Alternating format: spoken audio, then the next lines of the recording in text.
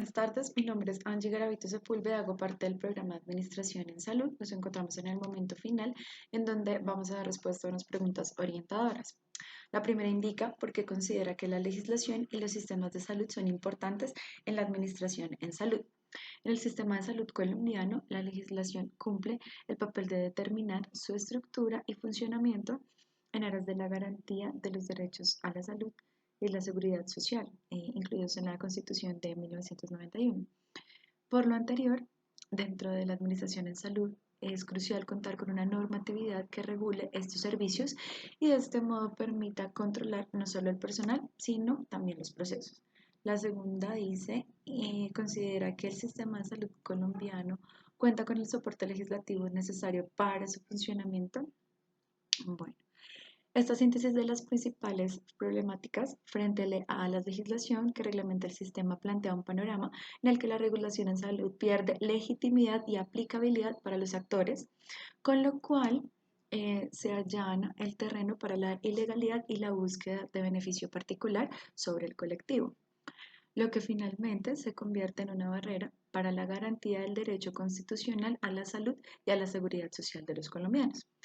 Como respuesta a lo planteado, se requiere eh, de la sociedad y del gobierno un viraje a favor de la preservación de los valores constitucionales, reorientando las políticas públicas y la legislación general en función del mejoramiento de las condiciones de vida y bienestar, estableciendo mecanismos para la formulación de normas que expresen de manera clara las responsabilidades de los actores, evitando de este modo las diferentes interpretaciones y dando cabida a la participación social y a los profesionales de la salud en la construcción misma de su rama.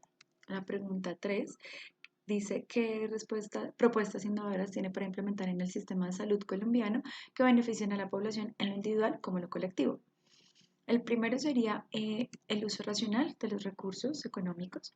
Segundo, un mayor cubrimiento en los servicios de salud sin importar el tipo de aplicación o de afiliación que se tenga, por lo cual es ideal contar con las entidades privadas. El 3, el manejo de acciones enfocadas en la promoción y prevención para así evitar la proliferación de enfermedades más comunes en la población. El punto número 4 considera que el sistema de salud actual es adecuado para la situación actual del país. No. Nos encontramos atravesando una de las situaciones más álgidas de los últimos tiempos debido a la pandemia por el COVID-19, y pese a que el Estado ha intentado mitigar las consecuencias del paso de este por el sistema de salud colombiano, no bastan los esfuerzos, ya que la cobertura de salud sigue siendo muy selectiva y los beneficios para el personal médico tampoco son favorables. Los salarios son bajos y los beneficios son cada vez menores. La pregunta número 5 dice: ¿cree usted que el curso de legislación y sistemas de salud aporta valor a su formación profesional y le brindó herramientas para la toma de decisiones a nivel profesional? ¿Cuáles fueron? En este caso, me brindó herramientas como a regirme como administradora en salud según los parámetros estatales, ya que es importante reconocer que hay leyes, decretos, resoluciones y circulares que nos regulan como empleados de la salud y a su vez a los servicios de salud como tal, por lo que son ideales para hacer respetar los derechos de cada paciente en el marco de preservar su vida e integridad. La segunda herramienta es reconocer la importancia de incentivar el cambio desde el liderazgo positivo dentro de los servicios de salud, ya que estas transformaciones surgen desde el interior de las organizaciones. Y 3, desde el ejemplo de los sistemas de salud a nivel mundial, es ideal rescatar e implementar modelos en donde prime la atención del paciente y los beneficios más allá de la sectorización de la población como tal, por lo que también me brinda una herramienta de equidad.